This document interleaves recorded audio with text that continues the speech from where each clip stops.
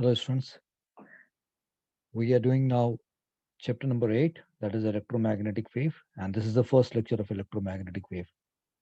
जितना कुछ हम लोगों ने पढ़ा है इलेक्ट्रोस्टैटिक्स, इलेक्ट्रोडायनामिक्स, जो कुछ भी हम लोगों ने पढ़ा है अभी तक, उन सारे इंफॉर्मेशंस को अब हम लोग एक तरीके से ऐसी पोजीशन में लेके आ रहे हैं जैसे कि उससे क्रक्स निकाल रहे हैं. So you are into a very good topic. वैसे ये चैप्टर बहुत बड़ा नहीं है, बहुत छोटा है, बट जो यहाँ कुछ आप पढ़ेंगे ये आपके लिए गेटवे बनेगा हायर फिजिक्स को समझने के लिए. सो इलेक्ट्रोमैग्नेटिक फिजिक्स की हम बात करने जा रहे हैं. So let me take you to introduction of this chapter. धीरे धीरे हम लोग इसको बिल्टअप करेंगे. सो चलते हैं लेक्चर में एंड देखते हैं कि हमारे पास आज क्या है, क्या सीखने के लिए है. बहुत मजा आएगा आपको. लेक्चर बहुत बड़ा नहीं होगा, बट आपके पास बहुत सारे बेहतरीन इंफॉर्मेशन सामने होंगे आपके. चलिए चलते हैं इसमें लेक्चर. जैसे कि आप लोग देख रहे हैं कि आज हम लोगों को करना क्या है. Failures of Kirchhoff's current law while capacitor being charged, or we can say, or capacitor being, or capacitor being capacitor connected with AC source, connected with AC source. मतलब इसके अंदर सोर्स मीन्स हम लोग किरचॉफ करंट लॉ के बारे में बात करेंगे कब, जब कैपेसिटर को हम लोग डीसी से चार्ज करें या कैपेसिटर को एसी से कनेक्ट कर रखा है. We are going to talk about that. And failure of Ampere circuit law in capacitor charging circuit यानी कि जैसे यहाँ डिस्कस करेंगे इसके बारे में बात करेंगे. एम्पियर सर्किट लॉ किस कंडीशन में वो फेल होता हुआ दिख रहा है. फिर हम लोग डिस्प्लेसमेंट करंट का इंट्रोडक्शन करेंगे, like what is displacement current. And फिर वी कैन से दैट कि conduction current and displacement current के बीच का डिफरेंस समझेंगे हम लोग. यहाँ पे मैं आपको ये भी लिख दूं कि we'll have to talk about difference between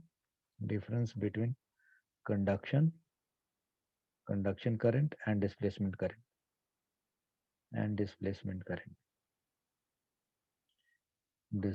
current इसकी बात करेंगे. फिर केसीएल और एम्पियर सर्किट लॉ को कैसे मॉडिफाई किया जाएगा, फिर मैक्सवेल इक्वेशंस को समझेंगे और एक छोटा सा न्यूमेरिकल करेंगे. That's what we have to do today. चलिए मैं आपको अगले पेज पे लेके चलता हूँ और इस कैपेसिटर वाली बात डिस्कस करता हूँ. Look here, we are saying, we are discussing like Kirchhoff current law, Kirchhoff current law, KCL being discussed here. और देखते हैं कि वहाँ क्या मिलता है, या फेलियर ऑफ KCL की बात कर लें. apparent failure of we'll say apparent failure of KCL. ऐसा लगता है कि KCL फेल हो गया, किरचॉफ करंट लॉ फेल हो गया. See we have taken a capacitor here. ठीक है, ये कैपेसिटर के प्लेट्स हैं, लाइक प्लेट ए और प्लेट बी, और आपने उसको किसी डीसी सोर्स से कनेक्ट कर रखा है. जब आप डीसी सोर्स से कनेक्ट करते हैं तो यू नो लाइक कि ये पॉजिटिव टर्मिनल है, ये नेगेटिव टर्मिनल है. यहाँ से चार्ज ऐसे ट्रेवल करता हुआ यहाँ पहुंचा होगा, और फिर इस साइड पे, इसके इस साइड पे, यानी कि जो फेसिंग है इधर पे पॉजिटिव चार्ज डेवलप हो रहा है, और यहाँ पे सामने इस जगह पे, लाइक इस प्लेट के इस साइड पे नेगेटिव चार्ज डेवलप होगा. फिर इधर प्लस आएगा जो कि इधर चला आता है. That is what we know about it. Clear है point. Now the question is कि हमें मालूम है कि अगर अच्छा यहाँ पे एक छोटा सा रेजिस्टेंस भी बहुत छोटा सा रखे ताकि सर्किट में चार्ज पास हो, अगर सिर्फ कैपेसिटर हो, कोई रेजिस्टेंस नहीं हो, फिर उस केस में, राइट, डीसी के केस में यहाँ पे जो हम लोग सीआर सर्किट पढ़े हैं, ट्रांजिएंट करंट स्टेट पढ़े हैं, तो अगर डीसी लगा रखा है तो एक छोटा सा रेजिस्टेंस मान लेंगे, और नहीं लगा रखा है तो हम ये मानेंगे कि ये जो वायर है इनके अपने कोई रेजिस्टेंस होते हैं. तो जब ये चार्ज हो रहा था तो हम कहते हैं कि भाई यहाँ से करंट जा रहा है, ऐसे करंट जा रहा है, करंट ऐसे जा रहा है, करंट ऐसे निकल के आ रहा है, ऐसे ऐसे ऐसे ऐसे ऐसे आ रहा है. क्वेश्चन वाज हियर कि यार करंट यहाँ तक तो जा रहा है, बट इस बीच में कोई कंडक्टिंग वायर है नहीं, there is no conducting wire in between. तो इसमें करंट कैसे पास हो रहा है, और फिर करंट यहाँ पे आ रहा है, यहाँ से करंट निकल नहीं रहा है. ठीक है, there is no such current. ये जो एरो बना रखा है ये हम लोग बाद की बात है, इसको अलग तरीके से यूज करेंगे, बट यहाँ पे कोई वायर नहीं है, there is no conducting wire in between. तो अगर ये आपको थोड़ी देर के लिए कंफ्यूजन पैदा करे, लाइक कि यार ये आपने क्या दिखा रखा है, तो चलो हम इसको हटा देते हैं, राइट, इसको यहाँ से हटा दिया। So now the point is कि अगर आप इससे चार्ज कर रहे थे तो यहाँ पे आप प्लस चार्ज, फिर यहाँ माइनस आ गया, इससे चलाया करंट, तो यहाँ पे तो कोई वायर नहीं है, तो इसमें करंट कैसे पास होता होगा? That's what the point. चाहे इसमें करंट, वी नो दैट कि इसके अंदर current, like in this circuit current will pass for a very small time. Current will pass for very small time, for very small time. ठीक है, in this circuit current will pass for very small time. Okay, steady state will be achieved. We know that steady state will be achieved, will be. So अब अगर steady state हमें मिल जाएगा यहाँ पे, so before steady state तो current pass हो रहा था इसमें। तो जब करंट पास हो रहा था तो मेरा सवाल यहाँ पे ये है कि यहाँ करंट एंटर हुआ, बट यहाँ तो कोई करंट है ही नहीं। फिर यहाँ कोई करंट आ नहीं रहा, तो यहाँ से करंट निकल कैसे रहा है? So what do you see that? Kirchhoff ने क्या कहा था कि किसी भी जंक्शन पे जितना करंट आता है उस जंक्शन से उतना ही करंट बाहर निकलता है। सो अगर स्प्लिट ए को जंक्शन मान लिया जाए तो coming current here is I and outgoing current is zero. B पे इनकमिंग करंट इज जीरो और outgoing current is I. So this is how, like, you find here कि यहाँ पे Kirchhoff current law is getting fail. अच्छा, यहाँ देखो तो अब यहाँ पे एसी सोर्स हमने कनेक्ट कर रखा है, तो यू नो थ्रू आउट इसमें करंट पास होगा। और ये एक छोटा सा रेजिस्टेंस है सर्किट में। अभी अब यहाँ पे रेजिस्टेंस की हम बात करें ना करें, हमें पता है कि ये एसी सब इसमें लगाते हैं इसको। एसी जब इसके साथ कनेक्ट करते हैं तो इसका एक रिएक्टेंस पैदा होता है, that X is equal to 1/ओमेगा सी होता है। और इसमें करंट कॉन्टिन्यूसली ट्रेवल कर रहा होता है। तो भाई करंट मान लेके ऐसे जा रहा है, कुछ साइकिल, आई मीन ये हाफ साइकिल के लिए करंट ऐसे गया, अगले हाफ साइकिल में करंट ऐसे आएगा। तो यहाँ पे भी यही सवाल है कि अगर करंट ऐसे आ रहा है, करंट ऐसे जा रहा है, तो यहाँ पे तो कोई कंडक्टिंग वायर नहीं है, तो इसमें करंट कहाँ है? So the question is, in space between plates in space between plates in space between plates there is no conducting wire, there is no conducting wire, कोई conducting wire है, there is no conducting wire. Okay, this means this means this means there is no, no, यहाँ dash जगह छोड़ दिया मैंने, कुछ word बाद में लिखूंगा, नो करंट, देर इसमें कोई करंट नहीं।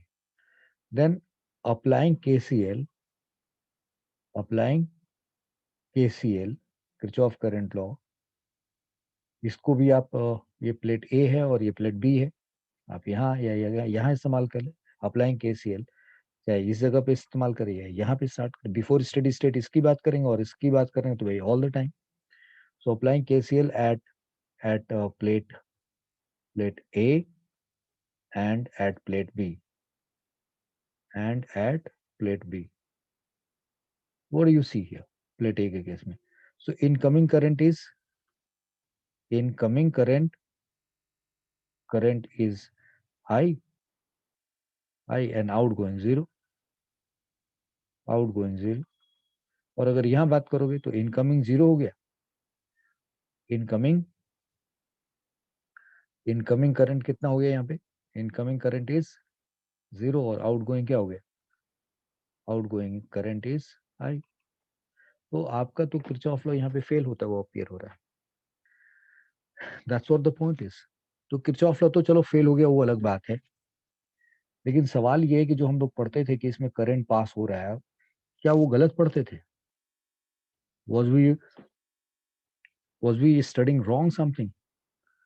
दूसरी बात की were we studying something wrong, like जो हम लोग वहां पढ़ते थे उसमें कुछ गलतियां होती थी हमसे? तो सवाल ये है कि हम लोग वहां पे गलती होती नहीं थी, हम लोग इसको समझाते कैसे थे कि देखो यहाँ पे चार्ज आया, इसके इंडक्शन से यहाँ पे इलेक्ट्रॉन यहाँ पुल हो गया और यहाँ पे पॉजिटिव प्रोटॉन से यहाँ से ऐसे ठीक रिपेल कर दिए गए और इस तरीके से सर्किट में करंट हो गया। और किरचॉफ करंट लॉ तो जब पहुंचते थे तो ये बात दिमाग तो हमारे आती ही नहीं थी। तो मैंने यहाँ लिखा अपेरेंट फेलियर ऑफ केसीएल, मतलब ऐसा लग रहा है कि किरचॉफ करंट लॉ फेल हो गया। something like this. This is something very amazing. If you look at this, so this is happening, you know. Now, okay, ये तो समझ में आ गया कि ये फेल हो रहा है, लेकिन हमें मालूम है अच्छी तरीके से कि करंट इसमें पास होता है, और यहाँ पे कंडक्टर है नहीं, इसमें कोई करंट होना नहीं चाहिए, बट इनकमिंग करंट है और आउटगोइंग करंट होना चाहिए, फिर इनकमिंग होना चाहिए, तभी आउटगोइंग आना चाहिए। तो ये एक मिसिंग है समथिंग, यानी कि कुछ ऐसी चीजें हैं जो छुपी हुई हैं जो हमें समझ में नहीं आ रही। दिस इज व्हाट हैपनिंग है। ओके, नाउ अगर हम किरचॉफ करंट लॉ के बारे में तो हमने डिस्कस कर लिया कि भाई ठीक है, यहाँ पे अगर कैपेसिटर को हम चार्ज कर रहे हैं डीसी से या कैपेसिटर को एसी से कनेक्ट कर दिए हैं, तो यहाँ पे जो बीच में स्पेस है वो खाली है कंडक्टर में, है नहीं तो करंट इसमें होना नहीं चाहिए, और केसीएल उस हिसाब से देखो तो गड़बड़ आना चाहिए। ओके, इतनी बात आप समझ गए, तो जरा आप आगे चलते हैं। ऑलराइट, फिर will talk about, we are going to discuss about Ampere's circuit law. Ampere's circuit law, जब एम्पियर सर्किट लॉ की बात करते हैं हम लोग, what is this Ampere circuit law? तो एम्पियर सर्किट लॉ के बारे में हम लोग आते हैं। According to Ampere circuit law, according to according to Ampere circuit law, Am- Ampere's circuit law, line integral of line integral of magnetic field, line integral of magnetic field for a closed loop, for a closed loop is mu naught times of I, is mu naught I, where I is threading current, where I is threading current. This is what we know about it. Okay, अब यहाँ पे ये चीज बता दिया मैंने आपको। अब यहाँ पे मैंने फिर वही कैपेसिटर लिया, यहाँ पे एसी से कनेक्ट कर दिया, ऐसे डीसी से भी कर सकते थे। अब आपको मालूम है कि इसमें करंट पास होगा, and that current is time dependent. अब मैं आपसे ये कह रहा हूँ कि अगर मैं ये कैपेसिटर की जो प्लेट्स हैं, इस प्लेट्स को मैं कुछ इस तरीके से, look at this what I am doing, ये प्लेट को मैंने ऐसे एनवेलप कर दिया, समथिंग लाइक दिस, ऐसे एनवेलप कर दिया, ठीक है। और अब मैं आपसे ये कह रहा हूँ कि ये यहाँ लेके ऐसे लगा दिया,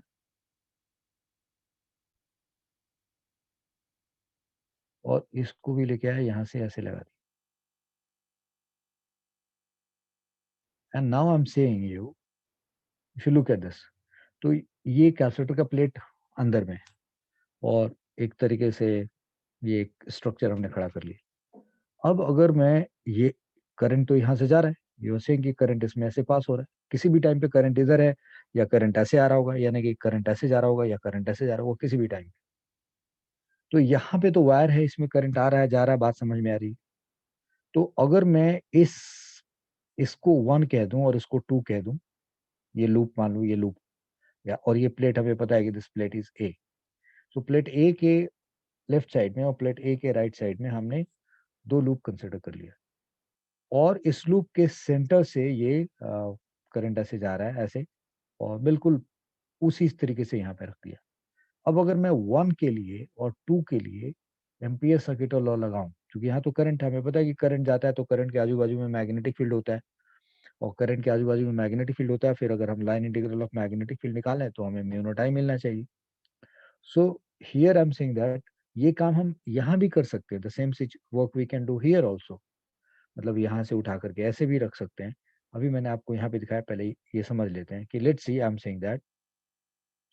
सेइंग दैट कि applying ampere circuit law, applying ampere circuit law, ampere circuit law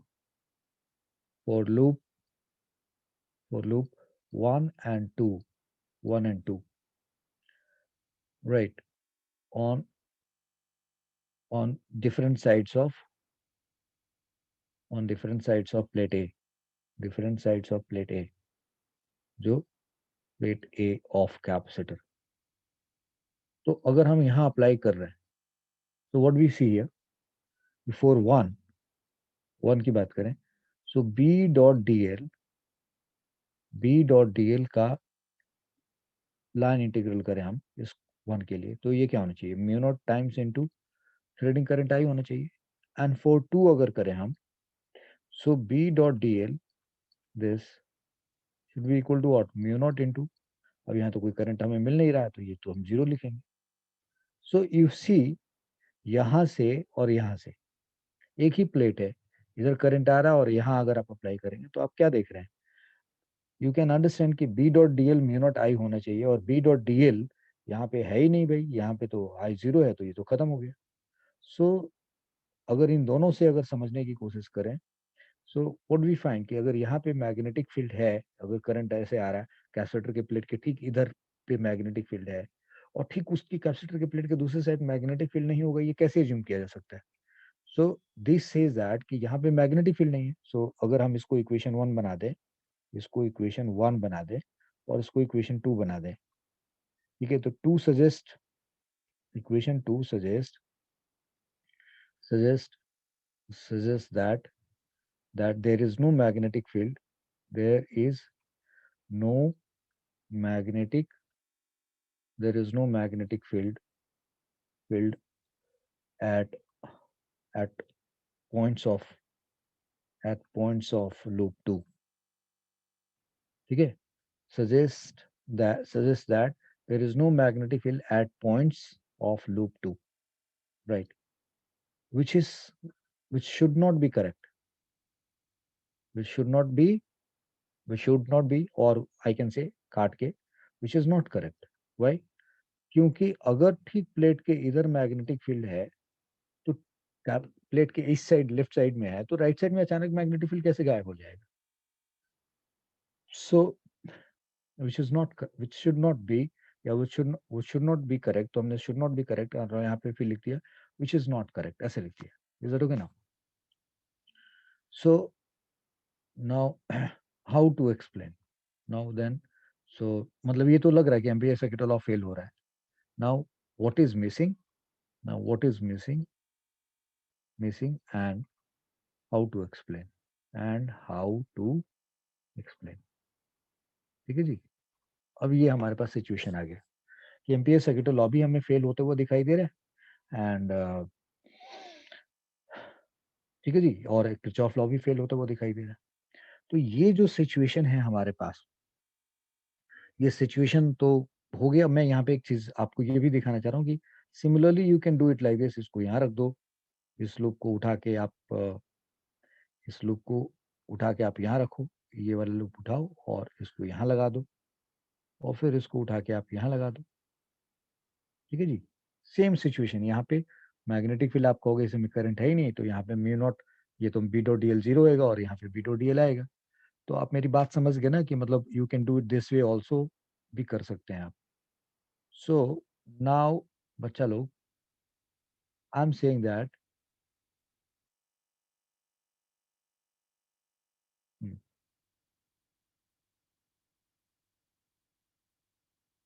yes, so this is quite obvious कि एम्पियर सर्किट लॉ भी और किरचॉफ करंट लॉ दोनों यहाँ पे हमें कुछ अजीब सी सिचुएशन में दिखाई देते हैं, मतलब they appear to be fail. So अब क्या करें, how to make them, I mean कैसे इसको जस्टिफाई किया जाए कि नहीं ऐसा होना नहीं चाहिए, ये जो दिख रहा है अगर ये फेल हो गया तब तो कमाल सिचुएशन हो जाएगी कि मतलब there will be lot of I should say havoc kind of situation, lot of chaos will be happening here and there, मतलब फिर फंडामेंटल पे ज- इस पे डिपेंड करना, इस पे बिलीव करना बड़ा मुश्किल हो जाएगा। लेकिन ये हो नहीं सकता, ऐसा होना नहीं चाहिए कि यहाँ फील्ड है और यहाँ फील्ड नहीं है, ये नहीं हो सकता, फील्ड तो होना चाहिए।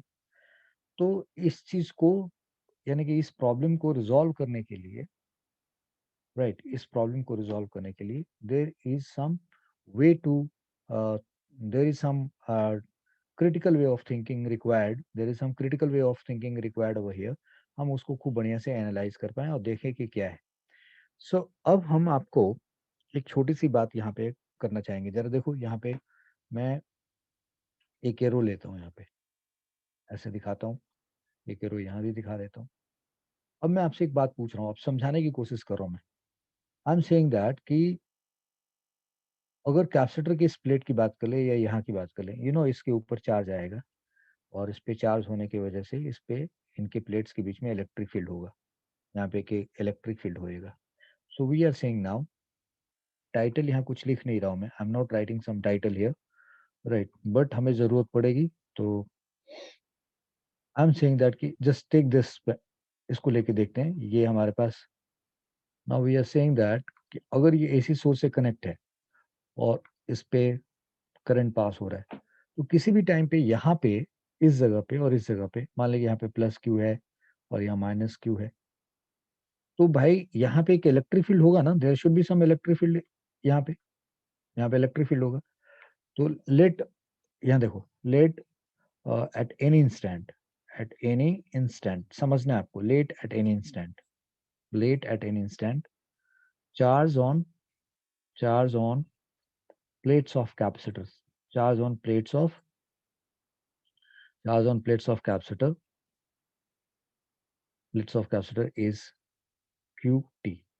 अब ये है, ये यहाँ पे चार्ज है. therefore electric field in space, therefore electric field in space between plates क्या होगा, between plates क्या होगा भाई.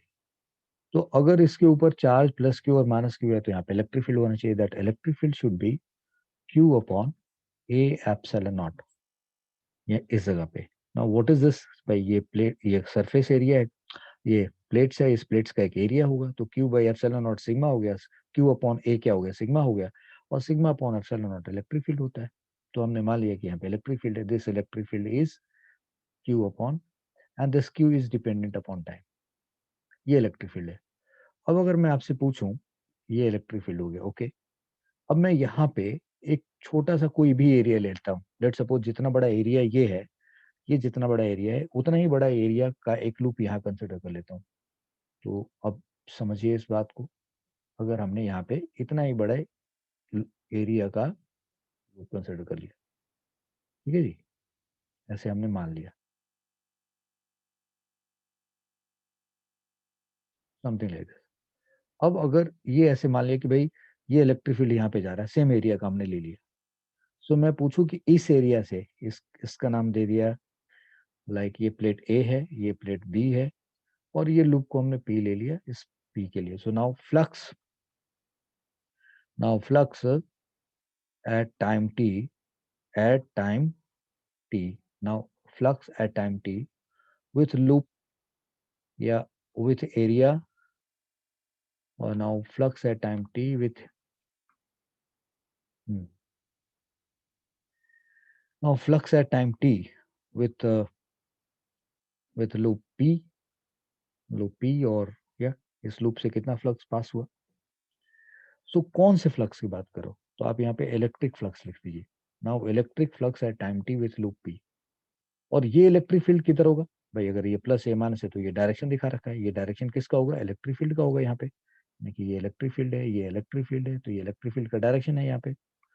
तो अब अगर आप ये पूछ रहे हैं तो ये फ्लक्स कितना हो जाए, this phi is equal to, will be writing Q, that is T upon A epsilon naught this, और इसको आप मल्टीप्लाई कर दें किससे, एरिया से. ये क्या आ गया, सो this is coming Q T, यानी टाइम डिपेंडेंट जो ये आया, अपॉन एप्सिलॉन नॉट आ गया, ये फाई आ गया. Now I am saying okay, D five by D T की वैल्यू निकालते हैं तो ये कितना होगा, how much this D phi upon D T is going to be. भाई चूंकि ये तो चार्ज बदल रहा है तो यहाँ पे भी फ्लक्स क्या होगा, बदलेगा. So D five by D T, ये फाइव कौन सा है, इलेक्ट्रिक फ्लक्स है, फाई ई है.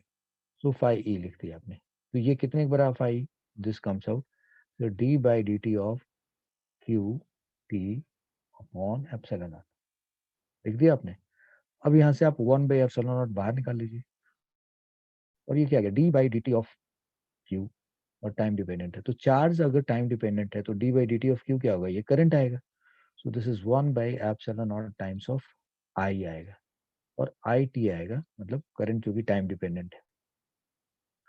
कमाल बात होगी ना कि D phi E upon D T की वैल्यू इसके बराबर आ गई. ओके, इस लूप से इलेक्ट्रिक फ्लक्स चेंज हो रहा होगा, अगर ऐसे मानेंगे तो इलेक्ट्रिक फ्लक्स चेंज हो रहा होगा, इलेक्ट्रिक फ्लक्स चेंज हो रहा होगा, तो भाई अगर rate of change of electric flux पढ़े तो कुछ ऐसा होगा. अब अगर आपसे ये कहा जाए कि इस टर्म में एक एप्सिलॉन नॉट मल्टीप्लाई किया जाए and D phi E upon D T पढ़ा जाए, ये फाई ई लिखा हुआ इलेक्ट्रिक फ्लक्स की बात कर, तो ये वैल्यू क्या होगी, एप्सिलॉन नॉट मल्टीप्लाई करोगे आप तो ये कट के क्या आ जाएगा, चलो एक बार लिख देते हैं, दिस इंटू 1/एप्सिलॉन नॉट इंटू आई टी लिख दिया। तो ये बेटा सॉल्व होकर के क्या आ गया, यानी कि करंट आ गया जो टाइम डिपेंडेंट है। So epsilon naught times of D phi upon D T, यानी कि ये इलेक्ट्रिक फ्लक्स की बात हो रही है, this is equal to I T आ गया। You are getting something here, what do you see, कि कैपेसिटर के, जब अगर कैपेसिटर को हम एसी सोर्स से कनेक्ट कर रहे हैं, तो कैपेसिटर के प्लेट्स के बीच में जो स्पेस है उसमें इलेक्ट्रिक फील्ड कॉन्टिन्यूसली चेंज हो रहा है। And if we take a area और उससे हम फ्लक्स देखें, तो उस फ्लक्स का अगर टाइम डिपेंडेंट डेरिवेटिव निकाले और उसको एप्सिलॉन नॉट से मल्टीप्लाई करें तो एक करंट आता है, और वो करंट किसके बराबर है, D Q by D T के बराबर है। और ये D Q by D T जो करंट इसमें पास हो रहा है वो आई टी है, और ये आई टी किसके बराबर है, इसमें जो करंट पास हो रहा है वो क्या है, आई टी, और ये आई टी किसके बराबर है, this I T is equal to D Q by D T of Q T है। यही है ना भाई। तो इसका मतलब कि यहाँ पे भी एक हमें करंट मिल सकता है अगर हम एप्सिलॉन और टाइम्स ऑफ इलेक्ट्रिक फ्लक्स देखें तो जब इसको एनालाइज किया गया, अब यहाँ पे हेडिंग डाल रहा हूं मैं, now here I am putting the heading that is displacement current, I am writing here displacement current, dis displacement displacement current. और ये जो हमारे पास है यहाँ पे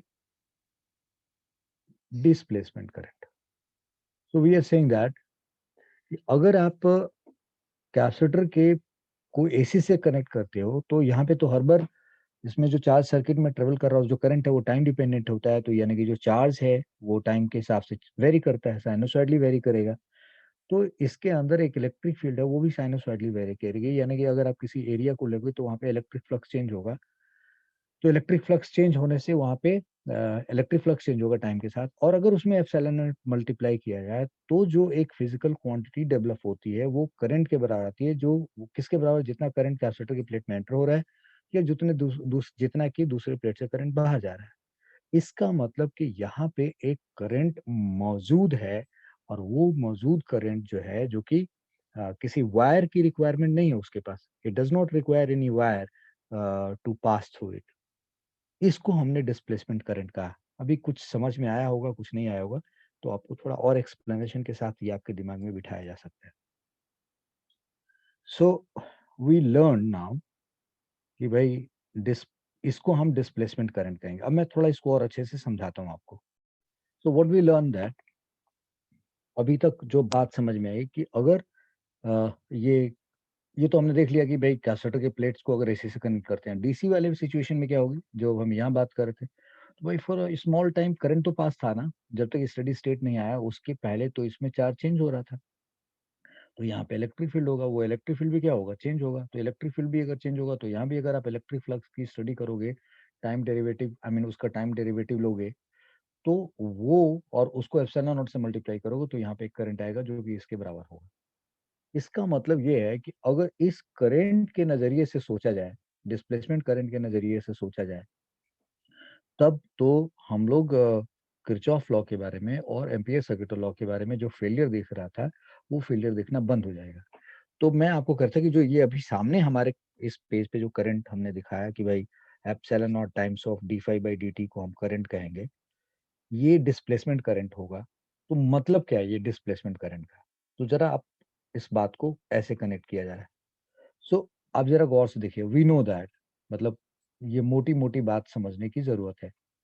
we know that, we know that क्या भाई, कि हमें पहले पता है कि करंट की वजह से, यानी कि करंट है अगर कहीं पे, तो करंट की वजह से हमें मैग्नेटिक फील्ड मिलता है। If there is a current then it gives magnetic field. Okay, current अगर चेंज होता है, अगर करंट चेंज हो रहा है, ओ अगर करंट की वैल्यू चेंज हो रही है, आई एम सेइंग करंट की वैल्यू चेंज हो रही है, करंट की वैल्यू चेंज हो रही है, आई चेंज हो रहा है, तो this implies that magnetic field भी चेंज हो रहा है, बी चेंजेस, करंट चेंज हो रहा है तो इस करंट के आजू बाजू में जो मैग्नेटिक फील्ड होगा चेंज होगा। That's what we know about it. दूसरी बात हमें मालूम है कि करंट के वजह से मैग्नेटिक फील्ड होगा। अब अगर मैग्नेटिक फील्ड की बात करें, मैग्नेटिक फील्ड की वजह से, और अगर मैग्नेटिक फील्ड कहीं पे चेंज होता है तो क्या चेंज होता है? फ्लक्स चेंज होता है। फ्लक्स चेंज होता है, और फ्लक्स चेंज होने से क्या होता है? ईएमएफ इंड्यूस होता है। ईएमएफ इंड्यूस होता है, और ईएमएफ इंड्यूस होने का मतलब क्या है? वहां पे इलेक्ट्रिक फील्ड प्रोड्यूस होता है। इलेक्ट्रिक फील्ड प्रोड्यूस होता है, और ये जो ईएमएफ इंड्यूस होता है, इस इलेक्ट्रिक फील्ड, और यहाँ पे जो इलेक्ट्रिक फील्ड होता है, अगर इस इलेक्ट्रिक फील्ड और डॉट डीएल कर दिया जाए, और इसका मतलब इंटीग्रल लिया जाए, लाइन इंटीग्रल लिया जाए, तो वो ईएमएफ इंड्यूस के बराबर होता है। That's what we have understood this. E dot DL will be giving us induced EMF. अगर पूरा क्लोज लूप है तो हम यहाँ क्लोज लूप की फॉर्म में लगा देंगे। सो बी डॉट, यानी कि मैग्नेटिक फील्ड चेंज होता है तो फ्लक्स चेंज होता है। फ्लक्स चेंज होता है, सो ईएमएफ इंड्यूस। फ्लक्स किससे चेंज होगा? कोई एरिया ले लो, मैग्नेटिक फील्ड चेंज हुआ, so flux associated with loop. Flux associate, यहाँ पे ऐसे दिखा देते हैं, flux will use this kind of signage here. मैं उम्मीद कर रहा हूँ कि आप मेरी बात समझेंगे। एक मिनट। सो सपोज कर लो हमने ऐसे, और यहाँ पे कुछ ऐसे दिखा दिया, लुक एट दिस। मैंने बोला ओके, ये आपने ये एक एरिया ले लिया, और इसका एक छोटा सा एरिया वेक्टर दिखा दिया। ठीक है जी। तो कुल मिला के बात क्या है कि अगर बी चेंज हो रहा है तो फ्लक्स लूप के साथ क्या होगा? चेंज होगा। तो भाई ईएमएफ इंड्यूस होगा। ईएमएफ इंड्यूस होएगा तो क्या होगा? इलेक्ट्रिक फील्ड प्रोड्यूस होगा। I hope you understand this particular point. आपको याद होगा ना, हमने एक क्वेश्चन इस तरीके से किया है कि भाई अगर एक लूप है, और एक लूप है इस तरीके से, और इस लूप में मैग्नेटिक फील्ड है, और अगर इस मैग्नेटिक फील्ड के डायरेक्शन, मैग्नेटिक फील्ड की वैल्यू चेंज हो रही है, मैग्नेटिक फील्ड की वैल्यू चेंज हो रही है, तो ये क्या करता है? यहाँ पे ईएमएफ इंड्यूस कराता है इसमें, और वो ईएमएफ इंड्यूस करके इसमें क्या करता है? करंट पास करता है। तो ईएमएफ इंड्यूस करने का मतलब क्या हुआ? कि इसके क्रॉस ई डॉट डीएल लिया जाएगा तो वो इंड्यूस ईएमएफ निकल के आएगा।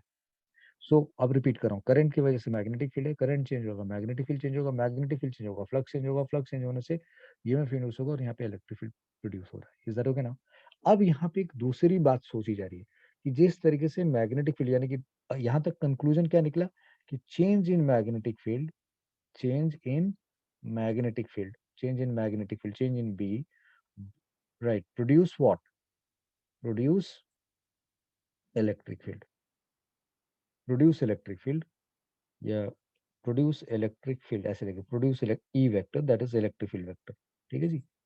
अगर आप मैग्नेटिक फील्ड में कोई चेंज लेके आते हैं तो ये स्थिति होती है। तब किसी ने ये सोचा कि ओके, इसका रिवर्स देखते हैं कि is converse possible, is converse possible. ध्यान से, क्या कन्वर्स हो सकता है? Is converse possible? So we are saying that कि इलेक्ट्रिक फील्ड चेंज हो, electric field E, that is electric field की वैल्यू, वो अगर चेंज हो रही हो, इफ दैट इज चेंजिंग, तो भाई अगर ये इलेक्ट्रिक फ्लक्स के चेंज को दिखा रहा, फाई ई चेंज हो रहा है, इलेक्ट्रिक फ्लक्स चेंज हो रहा है, सो क्या इलेक्ट्रिक फ्लक्स के चेंज होने की वजह से, इलेक्ट्रिक फ्लक्स के चेंज होने से मैग्नेटिक फील्ड प्रोड्यूस हो सकता है? B, that is magnetic field produce हो सकता है। Answer is yes. Electric field change होने से इलेक्ट्रिक फील्ड चेंज हो रहा है, इलेक्ट्रिक फ्लक्स चेंज हो रहा है, तो क्या इलेक्ट्रिक फ्लक्स के चेंज होने से मैग्नेटिक फील्ड प्रोड्यूस हो सकता है? Answer is yes, that is possible, yes. क्योंकि बिकॉज मैग्नेटिक फील्ड के चेंज होने से इलेक्ट्रिक फील्ड, मैग्नेटिक फील्ड के चेंज होने से, मैग्नेटिक फ्लक्स के चेंज होने से, ये इलेक्ट्रिक फील्ड चेंज हुआ, इलेक्ट्रिक फ्लक्स चेंज हुआ, तो इलेक्ट्रिक फ्लक्स के चेंज होने से मैग्नेटिक फील्ड आएगा। क्यों? क्योंकि इलेक्ट्रिक फ्लक्स के चेंज होने से d phi upon D T को अगर एप्सिलॉन से मल्टीप्लाई कर दिया जाए तो वो करंट बनेगा, और उस करंट का क्या होगा? मैग्नेटिक फील्ड होगा। I hope you got my point. So अगर फाई ई चेंज हो रहा है तो ये हो सकता है, इज दिस पॉसिबल? तो answer is yes, it is possible. How? Because phi E change, अगर फाई ई चेंज हो रहा है तो d phi by d phi E by D t this, और इसको एप्सिलॉन नॉट मल्टीप्लाई किया जाए तो वो एक करंट बनेगा, और उसको डिस्प्लेसमेंट करंट कहेंगे, आईडी कहेंगे। और ये करंट का क्या होगा? मैग्नेटिक फील्ड होना चाहिए। That's what the point is. इसका मतलब ये हुआ कि चार्ज को कहीं पे ट्रेवल, चार्ज के चेंज होने से, चार्ज के चेंज होने से करंट होगा, करंट के चेंज चार्ज के चेंज होने से करंट है, करंट के चेंज होने से सॉरी चार्ज के चेंज होने से करंट है, करंट की वजह से फील्ड है। अब अगर चार्ज साइनोसॉइडली चेंज हो तो करंट भी साइनोसॉइडली चेंज होगा, मैग्नेटिक फील्ड भी साइनोसॉइडली चेंज होगा, मैग्नेटिक फ्लक्स भी चेंज होगा, वहां पे इलेक्ट्रिक फील्ड भी बनेगा, और वो इलेक्ट्रिक फील्ड हमारे को कुछ इस तरीके से ई डॉट डी एल से हमें ये मिल जाएगा, इंड्यूस वोल्टेज होगा, और इंड्यूस वोल्टेज से हमें इलेक्ट्रिक फील्ड मिल जाएगा। वी आर सेइंग दैट कि जिस तरीके से change in magnetic field electric field produce करता है, तो क्या कन्वर्स पॉसिबल है कि इलेक्ट्रिक फील्ड से मैग्नेटिक फील्ड हो जाए? In a way yes, electric field change करेंगे, इलेक्ट्रिक फ्लक्स चेंज होगा, और इलेक्ट्रिक फ्लक्स चेंज होने से epsilon naught into D phi upon D T करेंगे तो ये करंट होता है, और इस करंट की वजह से क्या होना चाहिए? मैग्नेटिक फील्ड मिलना चाहिए। That's what the point is. तो यहाँ पे यही हो रहा है कि भाई कैपेसिटर के प्लेट्स के बीच में इलेक्ट्रिक फील्ड चेंज हो रहा है, उस इलेक्ट्रिक फील्ड के चेंज की वजह से यहाँ पे इलेक्ट्रिक फ्लक्स हम स्टडी कर सकते हैं, और इलेक्ट्रिक फ्लक्स चेंज हो रहा है, और उसको अगर हमने एप्सिलॉन नॉट से मल्टीप्लाई किया तो देखा कि वो जो फिजिकल क्वांटिटी आ रही है उसका डायमेंशन वही है जो करंट का डायमेंशन है, या d phi by D t का डायमेंशन को एप्सिलॉन नॉट के डायमेंशन से मल्टीप्लाई करो तो करंट का डायमेंशन आ जाता है। इसका मतलब this current, there is a new current for us, and that is displacement current. Why do we call it displacement current? The reason is so simple कि यहाँ पे ये जो वायर है इसमें जो करंट पास हो रहा है, यहाँ तो इलेक्ट्रॉन के मोशन से करंट पास हो रहा है, इसमें इलेक्ट्रॉन को शिफ्ट किया जा रहा है, इलेक्ट्रॉन के शिफ्ट से जो करंट होता है उसको हम लोग कंडक्शन करंट कहते हैं। लेकिन इस जगह पे कोई वायर नहीं है, there is no wire, there is no current which is conduction current, but this current is displaced from here to here through this particular current, यानी कि एक यहाँ पे जो करंट बना उस करंट ने हमें इस करंट को यहाँ से यहाँ तक पहुंचाने में मदद की, यानी कि यहाँ पे एक ऐसा करंट है जो कंडक्शन करंट नहीं है, जो इलेक्ट्रॉन के मोशन से नहीं बना है, बट इलेक्ट्रिक फ्लक्स के चेंज होने से और उसमें एप्सिलॉन मल्टीप्लाई करने से वो आ रहा है। This current is somehow helping us to understand, यहाँ से यहाँ करंट एक तरीके से डिस्प्लेस हुआ है, तो डिस्प्लेस होने का कारण ये है क्योंकि यहाँ पे एक इनविजिबल, यानी कि यहाँ पे करंट मिल रहा है, देयर इज सम करंट, और that current is displacement current. मैंने यहाँ पे ये बताने की कोशिश, इसका नाम डिस्प्लेसमेंट करंट क्यों है? क्योंकि इसने हमें ये समझाने में मदद किया कि भाई यहाँ पे का करंट और यहाँ करंट ये डिस्प्लेस कैसे हो रहा है, क्योंकि इसके बीच में इस तरीके का करंट एग्जिस्ट करता है, इसलिए हमने इसका नाम डिस्प्लेसमेंट करंट रख दिया। इज दैट ओके ना?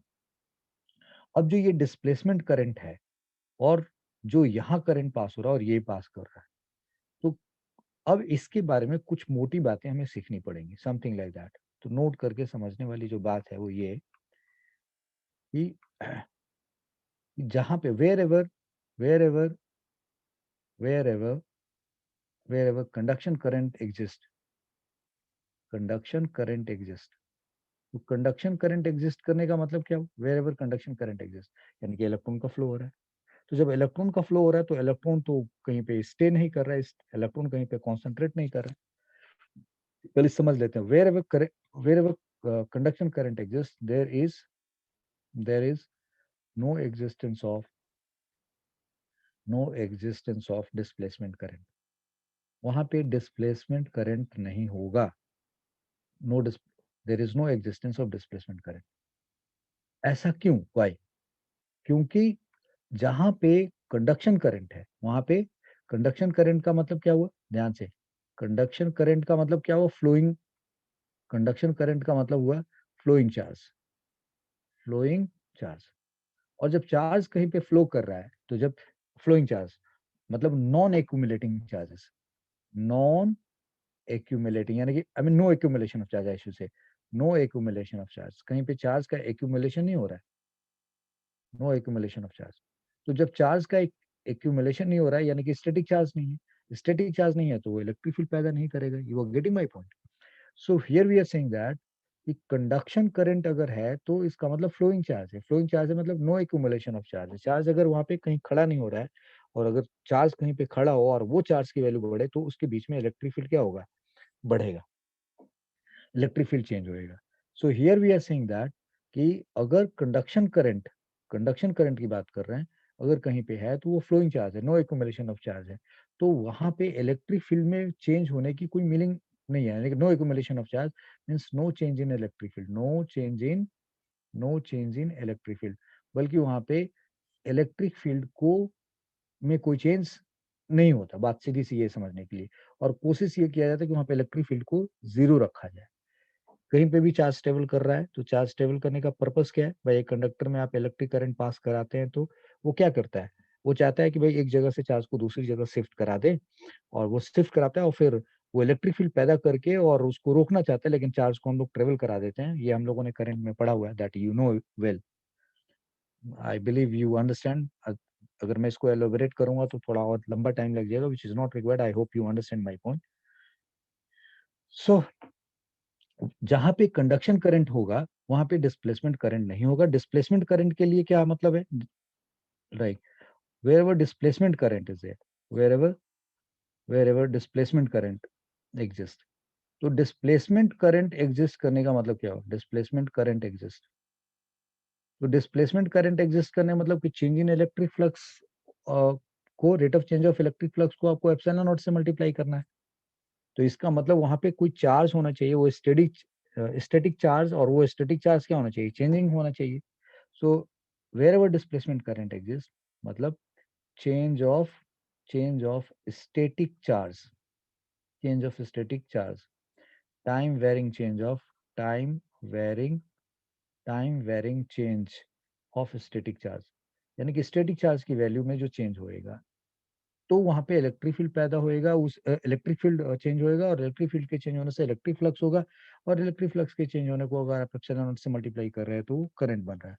तो जहां पे स्टैटिक चार्ज हो गया वहां पे तो चार्ज फ्लो नहीं कर रहा है, यानी कि time varying charge of static charge, wherever displacement current exist, time varying change of static charge हो रहा है, स्टैटिक चार्ज हो रहा है। This implies no flowing charge, no flowing charge. अब अगर वहां कोई फ्लोइंग चार्ज नहीं है, राइट, नो फ्लोइंग चार्ज, जब फ्लोइंग चार्ज नहीं है, therefore no conduction current, no conduction current, no conduction current. So the statement is wherever displacement current exists, right, there is no existence of there is no existence of of conduction current। वहां पे conduction current नहीं होता, conduction current नहीं होता। कुछ बातें ना समझा के ही हो जाती है, बहुत साफ साफ उसको लिखा नहीं जा पा रहा है। तो बात सीधी सी ये है कि अगर जहां पे कंडक्शन करंट है, मतलब चार्ज फ्लो कर रहा है, वहां चार्ज एक्यूमुलेट नहीं हो रहा है, और जब एक्यूमुलेटेड चार्ज होते हैं तो स्टैटिक चार्ज का होता है, और स्टैटिक चार्ज की वजह से वहां पे इलेक्ट्रिक फील्ड बनता है, और उस इलेक्ट्रिक फील्ड के में अगर वो स्टैटिक चार्ज की वैल्यू चेंज हो तो इलेक्ट्रिक फील्ड की वैल्यू चेंज होगी, तो इलेक्ट्रिक फ्लक्स चेंज होगा, तो वहां पे डिस्प्लेसमेंट करंट बनेगा। लेकिन वो तो कंडक्शन करंट, तो चार्ज फ्लो कर रहा है, वो स्टैटिक बन ही नहीं रहा है, तो जहाँ पे कंडक्शन है वहाँ डिस्प्लेसमेंट होने का कोई मतलब नहीं है। और जहाँ डिस्प्लेसमेंट है वहां पे चार्ज स्टैटिक हो रहा है, मतलब चार्ज फ्लो नहीं हो रहा है, इसका मतलब कि वहाँ कंडक्शन करंट नहीं है। तो ये बात समझ में आनी चाहिए कि जहाँ पे कंडक्शन है वहाँ डिस्प्लेसमेंट नहीं होगा, जहाँ डिस्प्लेसमेंट है वहाँ कंडक्शन नहीं होगा। That is that is understandable. So अब डिस्प्लेसमेंट करंट को डिफाइन कैसे करेंगे, ये बात तो आप समझ गए। तो डिस्प्लेसमेंट करंट को हम लोग डिफाइन करते हैं, डिस्प्लेसमेंट करंट को हम लोग डिफाइन करते हैं, it is the it is it is the rate, it is the it is defined as epsilon naught times of, it is defined as epsilon naught times of rate of rate of change of rate of change of electric flux। तो जो displacement current है हमारे पास, right, यहाँ पे, सो जो displacement current है I D, this is epsilon naught times of d by D T of phi, and electric flux है, आप वहाँ ई लिख लीजिए, यानी कि इलेक्ट्रिक फ्लक्स की बात हो रही है। ये आपके पास डिस्प्लेसमेंट करंट का न्यूमेरिकल फॉर्मूला हो गया आपके पास। So we know what is conduction current, what is displacement current. अब क्या करें, हम मॉडिफिकेशन करते हैं। So now modified ampere circuit law and right, we are saying modified KCL। अब अगर KCL को हम मॉडिफाई करके लिखें, modified KCL, swimming incoming current, that is IC plus ID at a junction is equal to sum of outgoing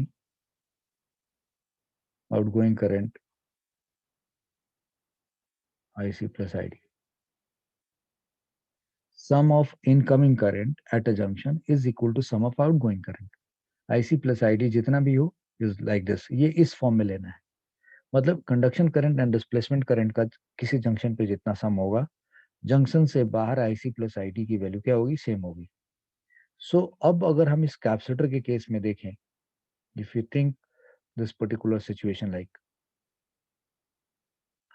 अब यहाँ पे IC plus ID के फॉर्म में देखें तो यहाँ पे करंट क्या हुआ, यानी कि इनकमिंग करंट की बात करें तो, सो एट ए नाउ, राइट, इनकमिंग करंट की बात करें तो इनकमिंग कितना है, यहाँ पे इनकमिंग है IC और ID कितना है, 0.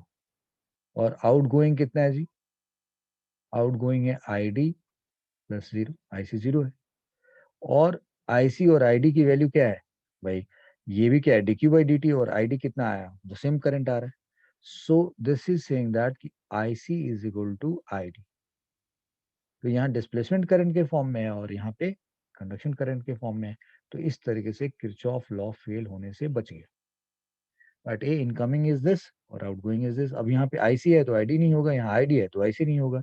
दोनों की न्यूमेरिकल वैल्यू सेम है, क्योंकि जिस रेट से यहाँ पे चार्ज फ्लो कर रहा है उसी रेट से कैपेसिटर के प्लेट्स के ऊपर का चार्ज बदल रहा है, उसी रेट से यहाँ इलेक्ट्रिक फील्ड बदल रहा है. तो d5/dt करके एप्सिलॉन नॉट से अप्लाई कर रहे हैं, तो IC ID के बराबर आ जा रहा है. अब अगर एम्पियर सर्किट लॉ को मॉडिफाई करें तो वो कैसे लिखेंगे हम लोग, ये क्लियर हो गया. अब मॉडिफाइड KCL की बात करें, modified modified ampere circuit law, ampere circuit law. तो ये क्या कहता है, what this is saying. So we are saying that अगर हम मॉडिफाइड एम्पियर सर्किट लॉ की बात करें तो like line according to this according to this line integral according to this line integral of magnetic field according to this line integral of magnetic field for a closed loop, for a closed loop according to this line integral of magnetic field for a closed loop is mu naught times of total threading current, that is IC plus ID. ठीक है जी, total threading current IC plus ID. यानी कि this is saying that B dot DL is equal to mu naught times of IC plus ID. इसको हम ऐसे भी लिख सकते हैं, mu naught times of IC मतलब this, और ID को लिखने का मतलब कि हम epsilon not d/d phi e upon dt ऐसे भी लिख सकते हैं. तो ये हमारा एम्पियर सर्किट लॉ मॉडिफाइड हो गया. अब अगर मैं इस कॉन्सेप्ट को यूज करूं, यूजिंग दिस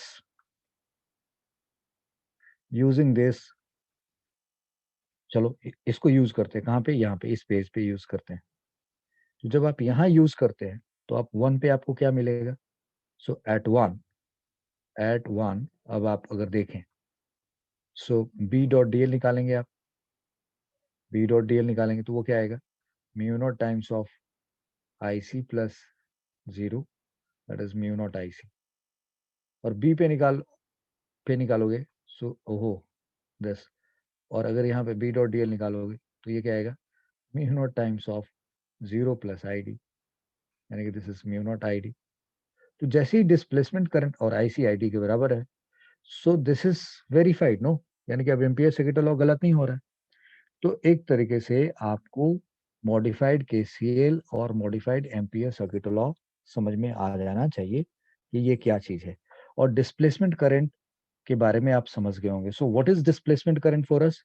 तो and when this displacement current is produced, तो डिस्प्लेसमेंट करंट प्रोड्यूस होने का वो वी आर सेइंग कि कब ये प्रोड्यूस होता है displacement current. So when ID gets produced produced. तो बड़ी सिंपल सी बात है, right. Time varying, time varying, time time varying electric field, time varying electric field means time varying flux, time varying flux. कौन सा flux? Electric flux, time varying electric flux. So जहां पे भी टाइम वेरिंग इलेक्ट्रिक फील्ड होगा, time varying electric flux होगा, वहीं पे displacement current produce होगा, डिस्प्लेसमेंट करंट प्रोड्यूस होएगा। ध्यान से समझने वाली बात है। एंड डिस्प्लेसमेंट करंट का डायरेक्शन इलेक्ट्रिक फील्ड के डायरेक्शन में होगा। तो direction of displacement current, displacement current, direction of displacement current is in the direction of in the direction of in the direction of electric field, electric field. ये ध्यान रखने की चीज है, कब प्रोड्यूस होता है ये सब समझ गए आप, डिस्प्लेसमेंट करंट का फॉर्मूला भी समझ गए, यूनिट डायमेंशन सेम होएगा।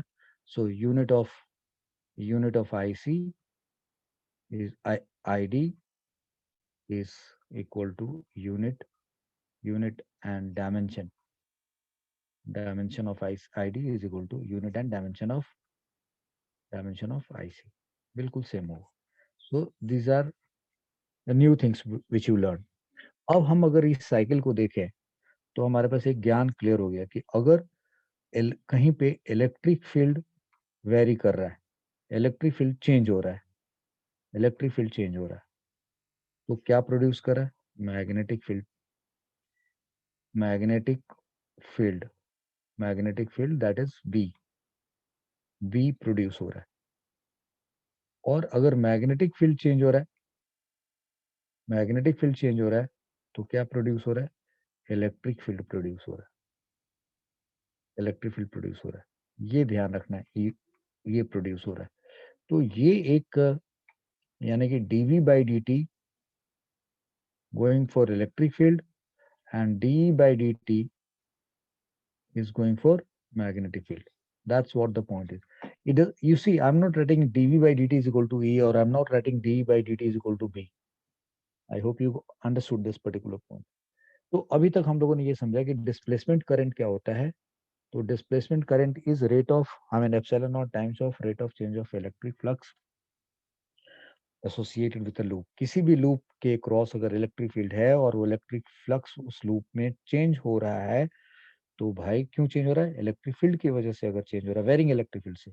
ये नहीं कि हम इलेक्ट्रिक फील्ड है और एरिया बड़ा कर दें और इलेक्ट्रिक फ्लक्स चेंज करें। No, we are not talking about the for a given area of loop, उससे इलेक्ट्रिक फील्ड है और उसमें इलेक्ट्रिक फील्ड चेंज हो रहा है, तो भाई वहां पे डिस्प्लेसमेंट करंट एग्जिस्ट करेगा। That's what the point is. So ये सारी बात आप समझ गए। अब मैं आपको, see we have done this, ये भी समझ में आ गया। Displacement current, difference between conduction and displacement current समझ में आ रहा है कि दोनों करंट ही है, बट एक कैसे प्रोड्यूस हो रहा है। एक पैदा हो रहा है चार्ज के मोशन की वजह से पैदा हो रहा है, दूसरा हो रहा है इलेक्ट्रिक फील्ड के, इलेक्ट्रिक फ्लक्स के time varying change multiplied with epsilon naught से हो रहा है। जहां ये एग्जिस्ट करेगा वहां ये नहीं होगा, जहां ये होगा वहां वो नहीं होगा। दोनों का सम को ध्यान में रखते हुए, यानी कि किसी भी सर्किट में करंट कॉन्टिन्यूअस कब होता है, तो और ये मॉडिफाई, ये जो कॉन्टिन्यूअस वाली बात है इसको मैं एक बार अभी थोड़ा सा बताऊंगा। और modified KCL and ampere circuit law समझ गया। अब मैं ना continuity of current in circuit की बात कर रहे हैं हम लोग, तो ये एक बात समझाना चाहूंगा मैं आपको। कॉन्टिन्यूटी ऑफ करंट की बात हो रही है, तो ये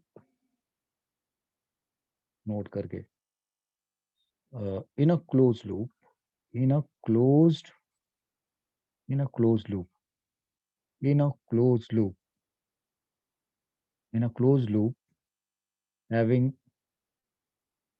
in a uh,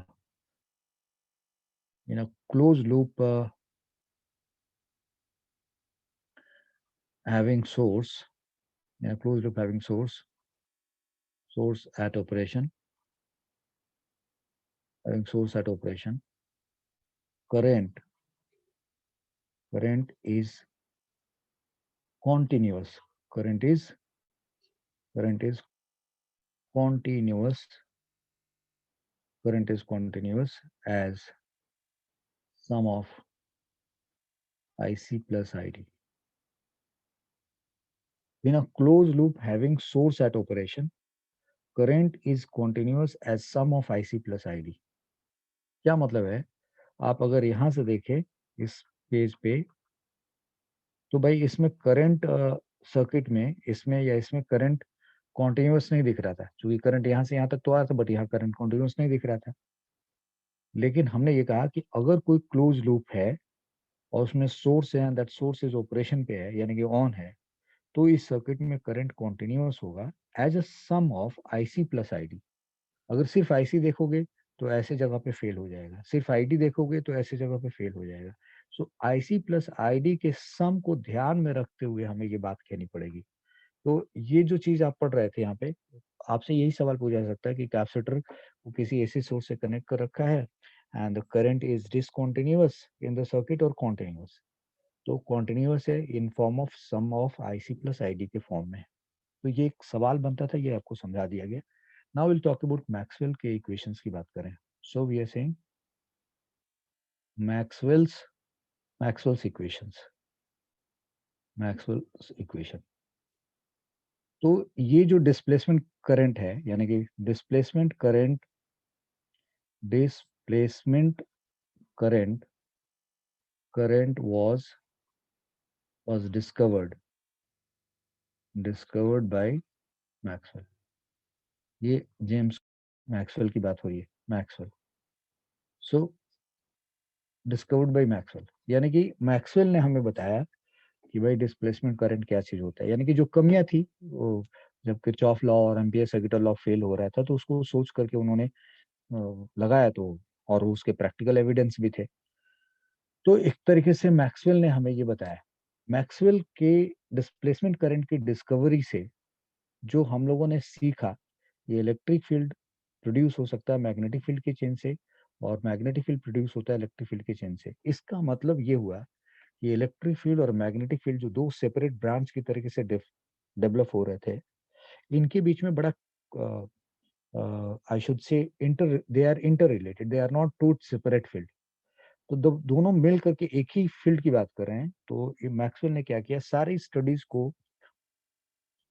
स्टडीज को उन्होंने एक ब्रांच ऑफ फिजिक्स बना दिया and he said this is electromagnetic physics. So Maxwell का जो कंट्रीब्यूशन है कि जितने भी छोटे छोटे आपके Ohm's law, Faraday law, Gauss law, Coulomb's law, ये सब कुछ मिलकर के आपने देखा कि फर्स्ट बुक ऑफ फिजिक्स में जो आप electromagnetic physics, I mean electrostatics पढ़ा, इलेक्ट्रिक करंट पढ़ा, मैग्नेटिक इफेक्ट ऑफ करंट पढ़ा, मैग्नेटिज्म पढ़ा, ईएमआई पढ़ा, एसी पढ़ा, इन सब में कितनी नई नई इंफॉर्मेशन आपके पास निकल के आई। मैक्सवेल ने बोला कि अगर इसको खूब तरीके से देखा जाए तो they seems to be the only one branch, and एक एक दूसरे से ये डिपेंडेंट है और एक दूसरे की वजह से ये एग्जिस्ट कर रहा है। तो मैक्सवेल ने क्या किया कि इन सारी घटनाओं को ध्यान में रखते हुए, सारे फिजिक्स को अंडरस्टैंड करते हुए उन्होंने बोला कि जितना कुछ भी आप पढ़े हो ना इलेक्ट्रोमैग्नेटिक के अंदर, उन सब को इन चार इक्वेशन से, यानी कि अगर आप ये चार इक्वेशन समझते हैं, एंड आई शुड से दैट कि मैक्सवेल ने क्या किया कि एक तरीके से ये जो सारे कॉन्सेप्ट्स थे वो जो सेपरेट थे, उन सबको बोला कि they all are actually related, they all are connected with one thread, that is called theory of they say that unified concepts हैं, they are unified theory। तो उन्होंने क्या किया कि इन सारे कॉन्सेप्ट्स को बोला कि आप अलग अलग पढ़ के समझ रहे हैं, that's fine, but this all are interrelated, और इन सब को, सारी घटनाओं को इन चार इक्वेशन से एक्सप्लेन किया जा सकता है। तो मैक्सवेल ने जिन चार इक्वेशंस को सामने रखा हमारे पास, और उन चार इक्वेशंस के बेसिस पे हमें बोला कि पूरी इलेक्ट्रोमैग्नेटिक फिजिक्स समझी जा सकती है। तो उसी के बारे में बात करें। So according to Maxwell according to Maxwell, right. So branch of electricity, branch of electrostatic, branch of electrostatic and electrodynamics dynamics can be thought of thought can be thought as one branch, can be thought as one branch of physics, branch of electrostatics and electrodynamics can be thought as one branch of physics known as electromagnetic physics. Electromagnetic physics, electromagnetic physics. तो अगर हमने इसको, यानी कि अभी तक जो कुछ भी पढ़ा है उसको हम इलेक्ट्रोमैग्नेटिक फिजिक्स कह सकते हैं। एंड ही सेड दैट कि ऑल ये बात तो समझ गए, यहाँ पे नोट करके समझा रहा हूँ। All phenomenon all phenomenon can be explained can be all phenomenon can be explained all phenomenon can be explained by the four important equations four important equations। चार इक्वेशंस उन्होंने दिए, राइट, जो कि थे दूसरे के, यानी कि गॉस का था, फेराडे का था और एम्पियर सर्किट लॉ था। So all phenomenon can be explained by four important equations later known as, इन सबको later known as Maxwell equations. इनको हम लोग मैक्सवेल इक्वेशंस के नाम से जाने। मैक्सवेल इक्वेशंस थे वो किसी और के, बट चूंकि इन्होंने उन सबको एक साथ यूनिफाइड ब्रांच बना दिया, यूनिफाइड कॉन्सेप्ट कर दिया, तो इसलिए उसको हम लोग मैक्सवेल इक्वेशंस के नाम से भी जानते हैं। तो वो क्या है Maxwell equations? So number one, that E dot D S का जो सरफेस इंटीग्रल आप करते हैं, यानी कि किसी भी इलेक्ट्रिक क्लोज सरफेस से जो आप इलेक्ट्रिक फ्लक्स निकालते हैं, that is q enclosed upon epsilon naught, यानी कि theorem of Gauss theorem of electrostatics theorem of electrostatics electrostatics. So ये मैक्सवेल का पहला इक्वेशन बना।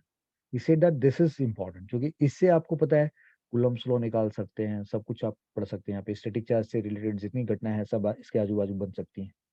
सो ये electric field dot D S, यहीं से इलेक्ट्रो पोटेंशियल और वो सब कुछ पढ़ा जा सकता है।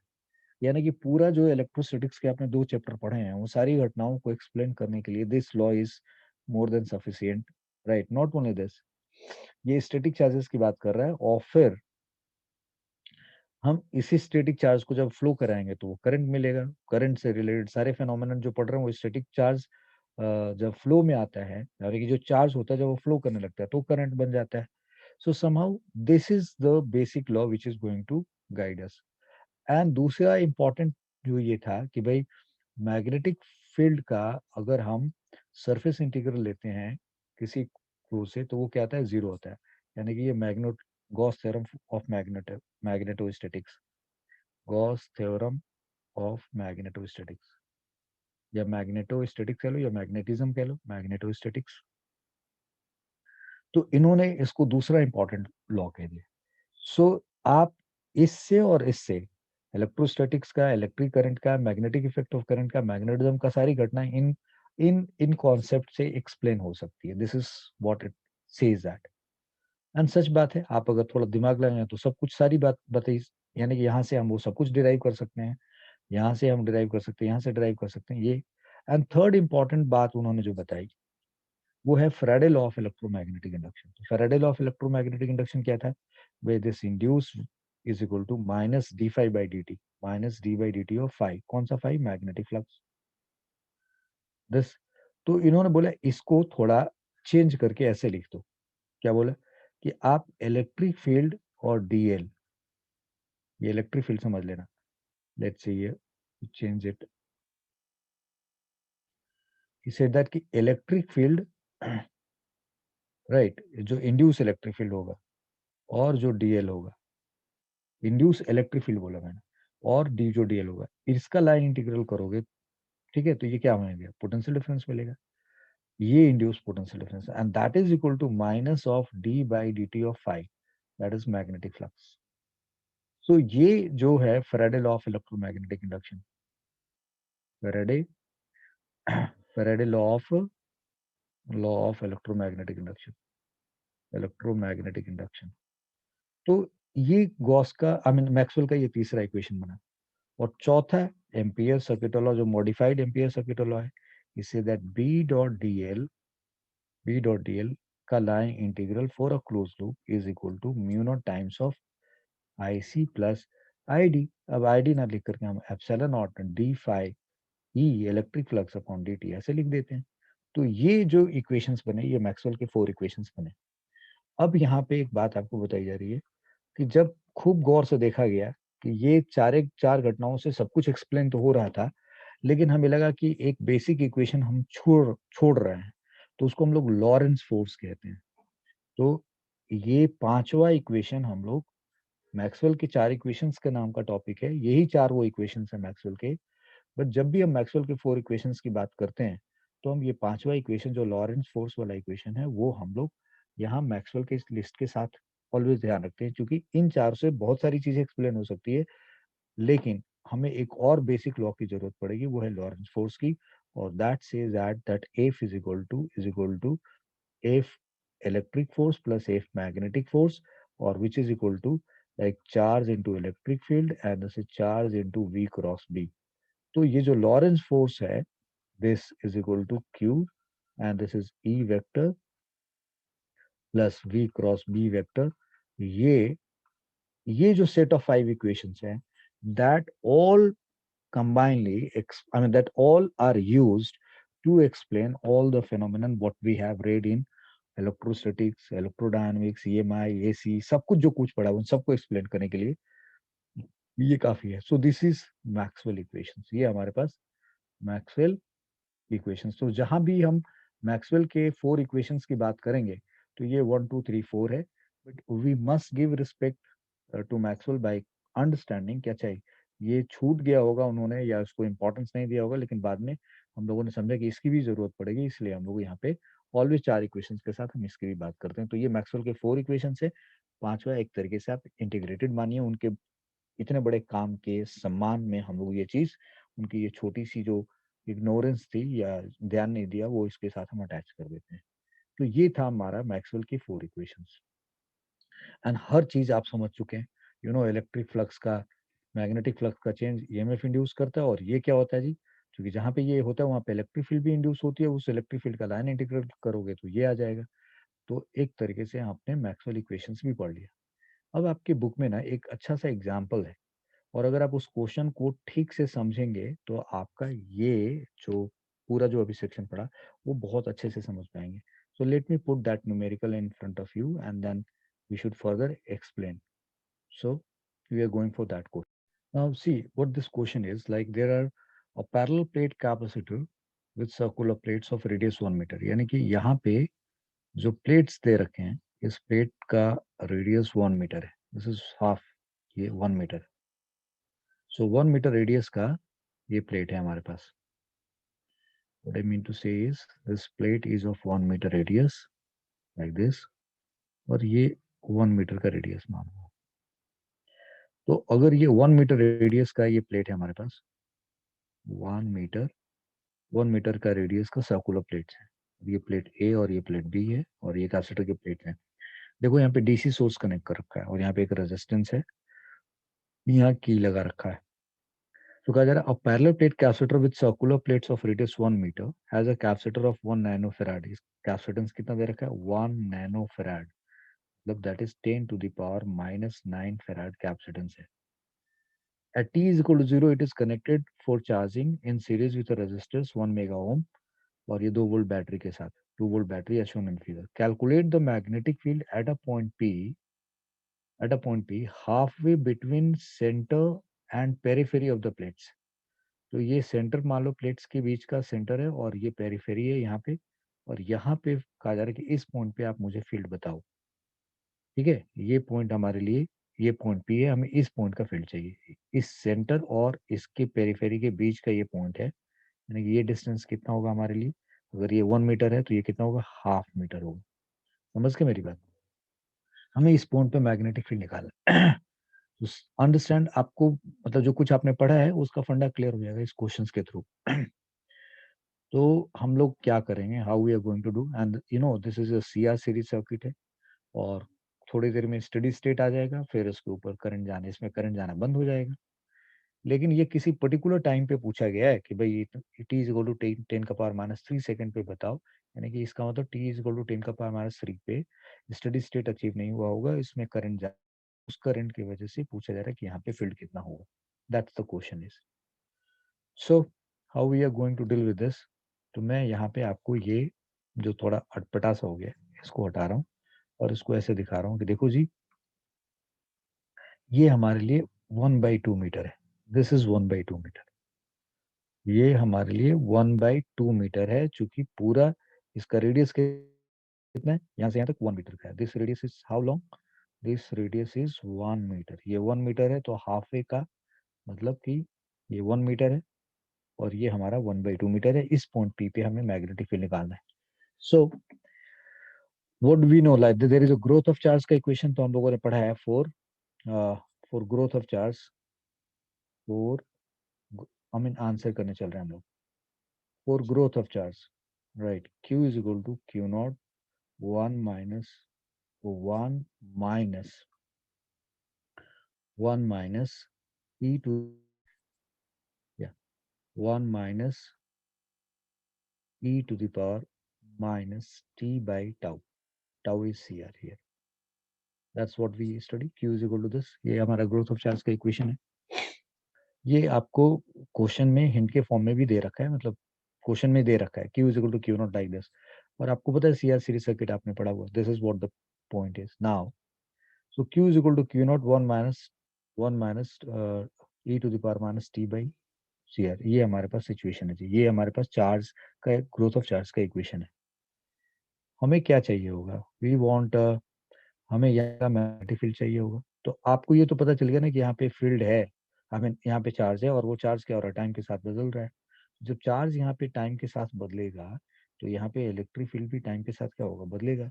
इलेक्ट्रिक फील्ड बदलेगा तो यहाँ पे इलेक्ट्रिक फ्लक्स भी बदलेगा। इलेक्ट्रिक फ्लक्स होएगा, बदलेगा, तो वहाँ पे epsilon naught times of rate of change of electric flux क्या होगा, डिस्प्लेसमेंट करंट होगा। और जब डिस्प्लेसमेंट करंट होगा तो मैग्नेटिक फील्ड पैदा होएगा। अब मैंने आपको यहाँ पीछे पढ़ाया कि जिस डायरेक्शन में इलेक्ट्रिक फील्ड होता है उसी डायरेक्शन में डिस्प्लेसमेंट करंट है। तो इस प्लेट्स के बीच में इलेक्ट्रिक फील्ड किधर होगा, इस तरीके से। ये डायरेक्शन किसका होगा, ये डायरेक्शन होगा इलेक्ट्रिक फील्ड का। इसका मतलब यही डायरेक्शन किसका होगा, ये डायरेक्शन किसका होगा, अगर ये इलेक्ट्रिक फील्ड है यहाँ पे, ये इलेक्ट्रिक फील्ड है, तो यही डायरेक्शन डिस्प्लेसमेंट करंट का होगा। और करंट से जो मैग्नेटिक फील्ड बनता है वो कितने डिग्री पे होता है, 90 डिग्री पे, यानी कि करंट जिस जिस प्लेन में होता है उसके परपेंडिकुलर होता है। इसका मतलब कि यहाँ पे डिस्प्लेसमेंट करंट की वजह से जो मैग्नेटिक फील्ड बनेगा वो कुछ ही इस तरीके से बनेगा। तो मैं आपको ये चीज, ये सेटअप ऐसे समझाना चाहूंगा। Look at this here. पहले मैं ये दिखा रहा हूँ कि भाई ये देखो, ये डिस्प्लेसमेंट करंट का डायरेक्शन है। सपोज करो ये डिस्प्लेसमेंट करंट है, और अब मैं इनकी वजह से यहाँ पे एक ये देखो आपको क्या दिखा रहा हूँ, लाइक दिस। और ये दिखाने के बाद मैं कह रहा हूँ कि भाई ये करंट है, तो इसकी वजह से मैग्नेटिक फील्ड जो होगा वो इस पे हर जगह टेंजेंशियल होगा, इस लूप के ऊपर। आई hope you got my point. थोड़ा इस लूप को अगर हम चाहें तो बड़ा दिखा सकते हैं, यानी कि इस लूप को थोड़ा हम बड़ा भी दिखा सकते हैं। ये देखो मैंने लिया इसको, ऐसे बड़ा करके दिखाया, ऐसे करके बोला समथिंग लाइक दिस। मतलब यही ठीक रहेगा, इससे ज्यादा बड़ा करने पे ये थोड़ा अटपटा लगने लगे। So what I mean to say that कि अगर आप ये करंट मान, यानी कि ये डिस्प्लेसमेंट करंट, तो मैग्नेटिक फील्ड इस पे टेंजेंशियल होगा। तो ये जो मैग्नेटिक फील्ड होगा, यानी कि जैसे अभी ये करंट है तो इसकी वजह से यहाँ पे फील्ड कैसे होगा, टेंजेंशियल होगा, टेंजेंशियल होगा, टेंजेंशियल होगा, यानी कि हर पॉइंट पे। I mean if I have to show magnetic field, तो वो कैसे दिखाया जाएगा भाई। तो पहले आपको मानना पड़ेगा ये करंट का डायरेक्शन है, तो ये करंट के डायरेक्शन में थंब को आप घुमाओगे तो भाई फील्ड यहाँ पे कुछ ऐसे जाएगा, यहाँ पे फील्ड ऐसे आएगा। So I am showing its field like this. यहाँ पे फील्ड कुछ ऐसे, ये मैग्नेटिक फील्ड, यहाँ दिखाओगे फील्ड कुछ इधर की तरफ, इधर दिखाएंगे फील्ड कुछ ऐसे की तरफ। तो अगर ये डिस्प्लेसमेंट करंट है तो उसके वजह से अगर आप एक लूप ले लेंगे तो इसके हर पॉइंट पे मैग्नेटिक फील्ड कुछ ऐसा मिलेगा। अगर आप बड़ा लूप लेंगे तो वहां भी होगा। आई होप इतनी बात समझ गए होंगे आप मेरे से।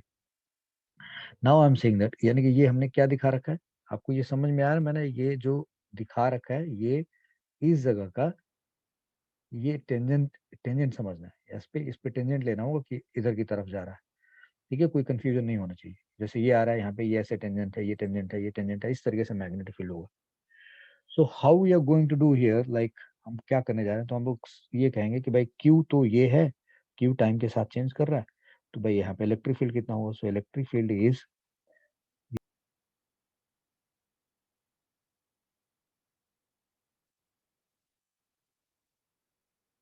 मुझे ऐसा लग रहा है कि हम लोगों ने कुछ रिकॉर्ड करना भूल गए बीच में।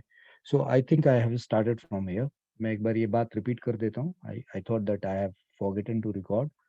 So I say that electric field is equal to, like ये हमारे पास चार्ज है, तो इलेक्ट्रिक फील्ड कितना होगा इसके अंदर, that is Q t by A epsilon not. तो ये इलेक्ट्रिक फील्ड की वैल्यू आ गई, Q, I mean electric field क्या होता है, charge upon Q, sigma upon epsilon not होता है, तो sigma Q by A, sigma by epsilon not, that is Q t by A epsilon naught.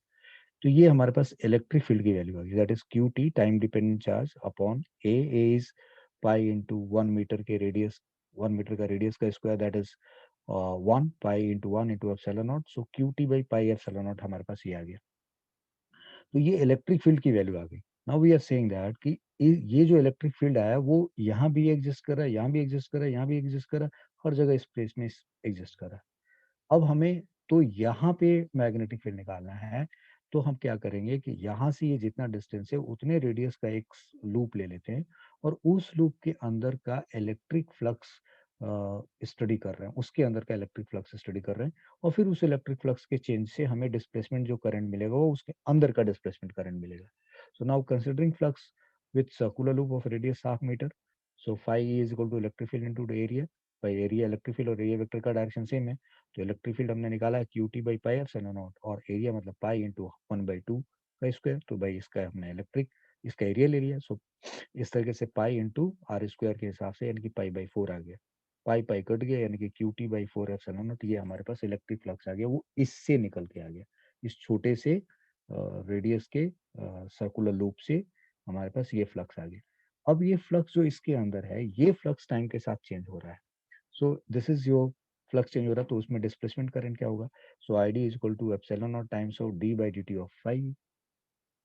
सो भाई ठीक है, एप्सिलॉन नॉट बाहर निकाल लिया, डी बाई डी टी रख दिया, फाई की जगह पे क्यू टी बाई 4 पे एप्सिलॉन नॉट रख दिया, यही आपने फ्लक्स निकाल रखा है यहाँ पे, क्यू टी बाई 4 पे एप्सिलॉन नॉट रख दिया, यहाँ पे 1/4 बाहर आ गया, एप्सिलॉन नॉट कट गया, यानी कि d by D T of Q t आ गया। अब आप इसको डिफ्रेंशिएट कर दिए, सो 1/4 आ गया, D by D T of Q का आपने रिजल्ट लिख रखा है क्यू नॉट लाइक दिस, तो इसको डिफ्रेंशिएट करेंगे इस फंक्शन को, तो क्यू इज, क्यू टी की जगह पे q naught 1 - e⁻ t by C R ऐसे लिख दिया आपने। अब इसको डिफ्रेंशिएट किया तो ये 1/4 आ गया, D by D T of q naught आएगा यहाँ पे, तो ये जीरो हो गया, फिर d by D T of minus q naught e⁻ t by C R करोगे, तो भाई ये जो मल्टीपल है वो ये आ गया, टी के साथ जो मल्टीपल है, फिर e⁻ और इंटू क्यू नॉट रख दिया, तो ये माइनस माइनस प्लस हो गया, और ये 1/4, फिर यहाँ q naught by C R e⁻ लिख दिया, ऐसे लिख दिया। अब क्या किया कि जो ये डिस्प्लेसमेंट करंट है हमारे पास 1/4 आया, और क्यू नॉट की वैल्यू क्या होगी, Q not is maximum charge, maximum charge का मतलब क्या हुआ, भाई जो इसका कैपेसिटेंस है इसका 10⁻⁻⁻, और जो मैक्सिमम वोल्टेज आएगा स्टडी स्टेट पे, जब चार्ज करंट इसमें जाना बंद हो जाएगा, तो भाई इस पे चार्ज मैक्सिमम होगा, that is C into V, तो 2 × 10⁻⁹, तो वो हमारे पास चार्ज आ गया, आई मीन क्यू नॉट आ गया। सी आर की वैल्यू रख देते हैं, तो सी आर को अगर आप सॉल्व करेंगे तो सी कितना है आपके पास, 10⁻⁹ ये है, 10⁻6 इनको मल्टीप्लाई करेंगे तो 10⁻³ आएगा, तो ये आपने ऐसे लिख दिया, तो 10⁻³ सी की वैल्यू रख दी, फिर e⁻t/10⁻³ लिख दिया। अब at t is equal to 10⁻³ पूछोगे, यानी कि ये वैल्यूज रख दो, ये तो करंट डिपेंडेंट, ये टाइम डिपेंडेंट करंट की वैल्यू होगी, यानी कि डिस्प्लेसमेंट करंट का ये फंक्शन आ गया टाइम डिपेंडेंट। अब t इज इक्वल टू 10⁻³ पे आप t की वैल्यू रख दो, तो ये तो टू, 2 × 10⁻⁹ है, 4 × 10⁻³ है, e का पावर यहाँ पे 10⁻³ रखोगे तो ये कट के 1 हो जाएगा, तो 2 × 10⁻⁹ 4 × 10⁻³ एक तरीके से डिस्प्लेसमेंट करंट क्या है, 2/4.5 10⁻⁶ e⁻1, ये आपके पास डिस्प्लेसमेंट करंट आ गया। अब ये जो डिस्प्लेसमेंट करंट है ये किससे पास हो रहा है, वो हाफ मीटर के रेडियस के सर्कल से पास हो रहा है। अब ये इंफॉर्मेशन जानने के बाद वी आर सेइंग, भाई ठीक है, अब आपको क्या करना है कि डिस्प्लेसमेंट, यानी कि ये जो हाफ मीटर का रेडियस का जो सर्कल है, इसके थ्रू कितना डिस्प्लेसमेंट करंट जा रहा है, दैट यू ऑलरेडी नो, और कब जा रहा है, t t is equal to 10⁻³ पे कितना करंट जा रहा है। तो इसके अंदर का थ्रेडिंग करंट आपको मिल गया। तो इस थ्रेडिंग करंट की वजह से यहाँ पे मैग्नेटिक फील्ड होगा। कैसा मैग्नेटिक फील्ड होगा? What kind of magnetic field will be here? ये दिखा रहा हूँ मैं, जरा समझना भाई। ये आपने दिखा दिया कि भाई करंट ऐसे जा रहा है, तो जो इस पे मैग्नेटिक फील्ड होएगा, इस पे जो मैग्नेटिक फील्ड होगा ये ऐसे, like you see the current is going like this, तो मैग्नेटिक फील्ड जो बनेगा करंट की वजह से कुछ इस तरीके से बनेगा। सो समथिंग लाइक दिस, यहाँ पे फील्ड कुछ ऐसे जाएगा। I mean I am watching from this side, यानी कि इस लूप में करंट ऐसे है तो फील्ड ऐसे बनेगा। तो मैंने यहाँ पे ऐसे दिखा दिया कि भाई ये फील्ड ऐसे बनेंगे इसके ऊपर। तो ये इस तरीके का इसमें फील्ड सेटअप हो जाएगा। और इसमें ये जो दिखाया जा रहा है, ये क्या दिखाया जा रहा है बेटा? ये जा रहा है डिस्प्लेसमेंट करंट, यानी कि इस लूप में ये डिस्प्लेसमेंट करंट है। और इस डिस्प्लेसमेंट करंट की वजह से आर रेडियस के लूप पे मैग्नेटिक फील्ड ऐसे होएगा। बी डॉट डी एल इसी का करेंगे हम। तो अब क्या किया आपने यहाँ पे, ये ठीक है भाई, अब बी डॉट डी एल आपने ले लिया यहाँ पे, ये बी डॉट डी एल लेंगे। सो बी डॉट डी एल इस पूरे के लिए लेंगे और इसका इस लूप के लिए करेंगे आप, क्लोज लूप के लिए। तो क्या होना चाहिए? Mu naught times of total threading current, that is IC plus ID होना चाहिए। अब आईसी तो जीरो है जी, सो म्यू नॉट और आईसी जीरो हो गया और आईडी की वैल्यू रख दी यहाँ पे। And this is B dot D l की होना क्या चाहिए? बी इंटू टू पाई, और इसका रेडियस कितना है? 1/2, लाइक दिस। ये रिजल्ट होना चाहिए, यानी कि ये आया क्या? बी इंटू पाई आ गया, टू टू कट गया, and that is mu not ID. So therefore B is equal to now mu naught upon pi, mu naught into pi into this ID. तो ये क्या है? 4 पाई इंटू 10 का power minus 7 है। So this is 4 pi into 10 का power minus 7 है। और नीचे क्या आ गया हमारे पास? दिस इज या ये हमारे पास पाई आ गया जी। दिस इज या this is pi, this pi. और डिस्प्लेसमेंट करंट की वैल्यू आपको पता है 0.5 इंटू 10 का पावर माइनस 6 इंटू 0.368। तो अब यहाँ से जो आपको बी निकालना था, ये पाई काट दीजिए आप यहाँ से। 4 इंटू 0.5 करेंगे तो ये कितना आ गया? 2 आ गया। और 2 इंटू 10 का power minus 7 minus 6 that is 13 आ गई। और इंटू 0.368 कर दिया। तो आप ये सॉल्व करेंगे। सो 36 72, यानी कि ऑलमोस्ट 2 8 16, 2 8 16 के 6, and this is 12 3, that is 0.368। 16 6 दूनी 12 13, 6 1 7। Is that okay now? So this is 0.736 into 10 का पावर माइनस 13। अगर आप इसको और सॉल्व कर देंगे तो ये थोड़ा सा okay, this is what the magnetic field, यानी कि इतना टेस्ला, ये आपका मैग्नेटिक फील्ड हो गया। इस तरीके से आपने ये मैग्नेटिक फील्ड निकाले। आपको यहाँ पे क्या समझने की जो क्या समझ पाए? ये समझ पाए कि देखो, इसके अंदर इलेक्ट्रिक फील्ड सेटअप हुआ। उस इलेक्ट्रिक फील्ड को पूरे एरिया में था। अगर हम बड़ा रेडियस का लूप ले लेते, उससे इलेक्ट्रिक फ्लक्स निकालते, तो डिस्प्लेसमेंट करंट उस लूप के अंदर कितना पास हुआ वो निकालना पड़ता है। हमें यहाँ चाहिए तो हमने सिर्फ उतने ही रेडियस के लूप में कितना डिस्प्लेसमेंट करंट है वो लिया, इसलिए सिर्फ इसी फ्लक्स को चेंज करने की बात की। I hope you got my point, no? Yes. So अगर हमसे पूछा जाता है कि कहीं और निकालो तो हम उतने रेडियस का ले लेंगे। यहाँ से पूछा जाए कि बताओ यहाँ पे कितना है मैग्नेटिक फील्ड, तो हम ये पूरा ले लेते हैं और फिर पूरा लेकर के और फिर उसके साथ करते, तब भी हमारा निकल के आ जाता। मतलब आप समझ में आ रही बात? अगर कोई पूछा था यहाँ का बताओ फील्ड, तो क्या करेंगे? हम पूरा ये लूप ले लेते हैं, फिर पूरा फ्लक्स ले लेते हैं, पूरा फ्लक्स का चेंज होकर के इसके पूरे के अंदर का डिस्प्लेसमेंट करंट आ जाता है।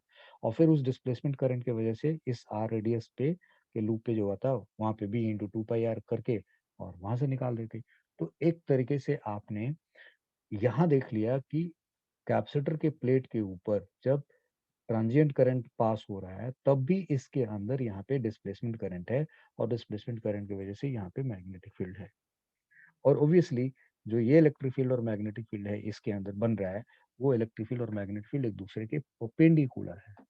तो बच्चों, आज के इस लेक्चर को आप एक बेहतर नॉलेज बैंक और इंफॉर्मेशन बैंक समझिए। एंड इतनी इंफॉर्मेशन के बाद हम लोग अब इलेक्ट्रोमैग्नेटिक वेव कैसे प्रोड्यूस हुआ और उसके बारे में हम लोग पढ़ने के लायक बन चुके हैं। तो अगले ये सब कुछ हमने कर लिया। अब ये क्वेश्चन ये हो गया। So let me take you to the last page and understand this. कुछ छूटा तो नहीं है? So we have done this also, और ये भी कर लिया। ठीक है जी। तो इसके साथ आज का लेक्चर खत्म होता है। तो I will see you in the next lecture. Thank you very much for watching this lecture. God bless you and अगले लेक्चर में मिलते हैं। Till then study well and keep sharing, keep commenting, keep promoting. Bye bye. Bye bye.